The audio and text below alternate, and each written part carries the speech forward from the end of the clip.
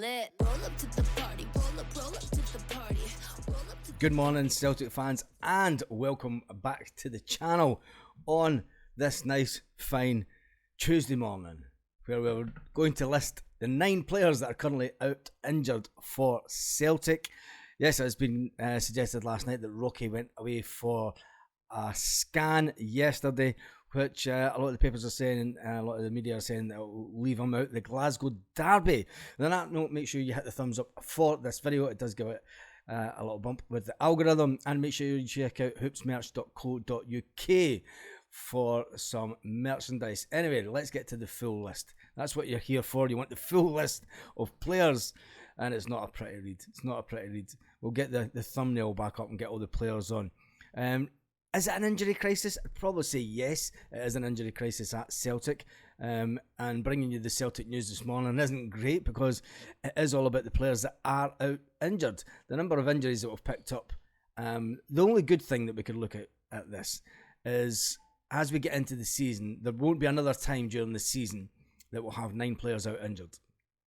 If it does, there's something seriously wrong at Celtic. But then it happened the same with Ange Postecoglou when he first came in. He had players dropping like flies with hamstring injuries. So let's get right into the list of players, and you know them all already. And the big one is Cameron Carter-Vickers. He was coming back from that surgery on his knee during the shutdown just before the end of the season last season, and he has picked up a slight injury that's going to keep him out for a few weeks.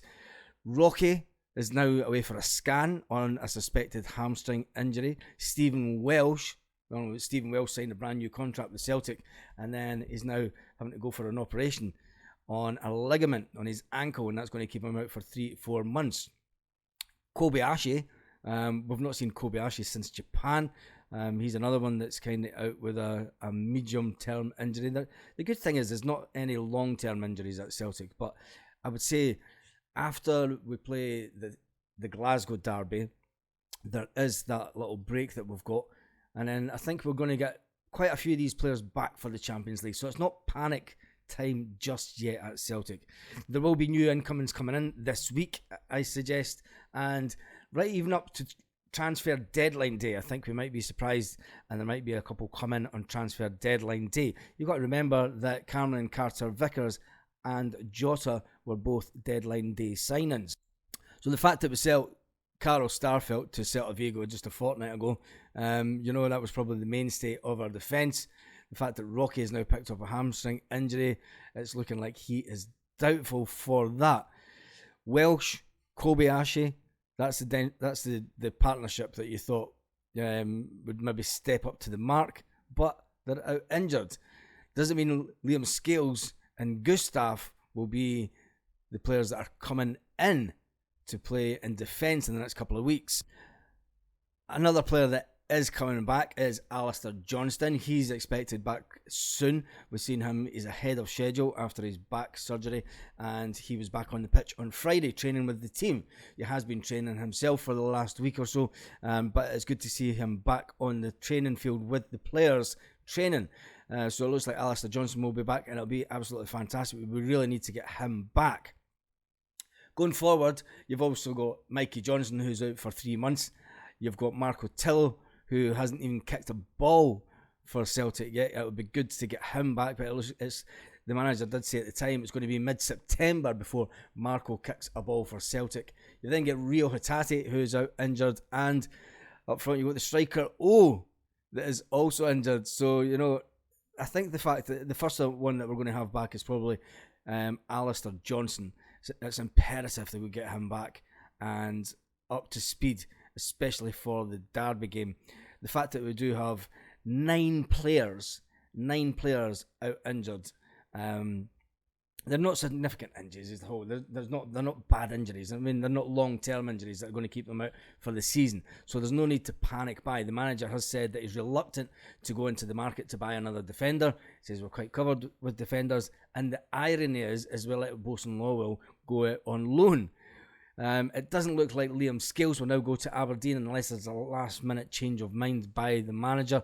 I think it was looking like he probably would have went to Aberdeen out on loan, but with the injuries that we've got, we have to really protect ourselves and the club, and putting Scales out to Aberdeen is now, for me personally, I would say that it's one deal that cannot happen this window. So tell me your thoughts in the comments about all the players that are out injured. We'll get that thumbnail up again. You've got the one and only Alistair Johnson who's out injured. You've got Rocky. You've got O.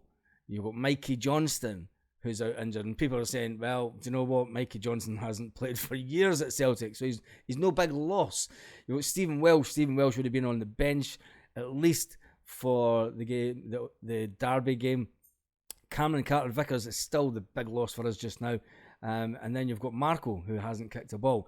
Kobayashi, you would have thought that he'd been in and around. I mean, Kobayashi was brought in to help us in that area, but he's not. And then the big one for me is in the middle of the park, and I think that was shown. It was paramount that we'd get some kind of replacement in that midfield, because without Hatate running along beside Callum McGregor, I think that really shows that we have a lack of quality in the middle of the park.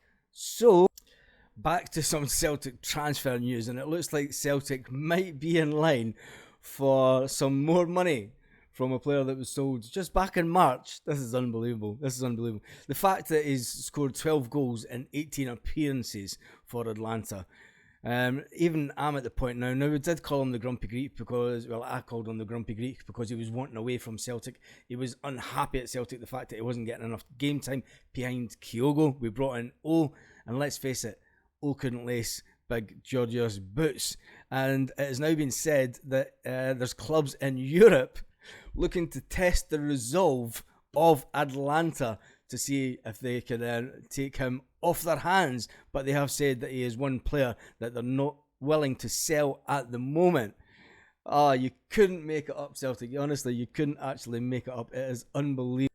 Let's talk about the current situation of the transfer market. Now, there was talk at the end of last season that we were going to have this war chest of 30 million to spend. Now, nobody at the club actually came out and said we have this 30 million. I think it was Transfer Gurus on Twitter that said we had this money to spend. But the fact is, we do have 25 million that came in from Jota, minus the money that had to go out to his previous club. And then there was the 4-point-odd million that came in for a defender that was sold. So there is roughly around about 20 odd million. We've spent around about 15 million already, and we haven't brought in the quality that we thought. The worrying thing for me is the Brendan Rodgers said, ultimately, this is Brendan Rodgers' words, remember, I will develop and coach the players that the club provide me. This is the process. The club is providing me with the players. We have a great network of scouts headed up by Mark Lawwell, and I've said before, he's done a fantastic job within the model of the club.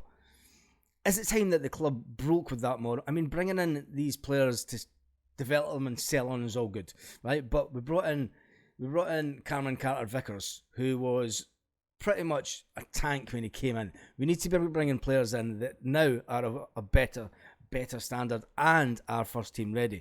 Never mind this thing about trying to sell a player on. Now is the time for bringing in real quality to Celtic, and it must be done within the next 9 days.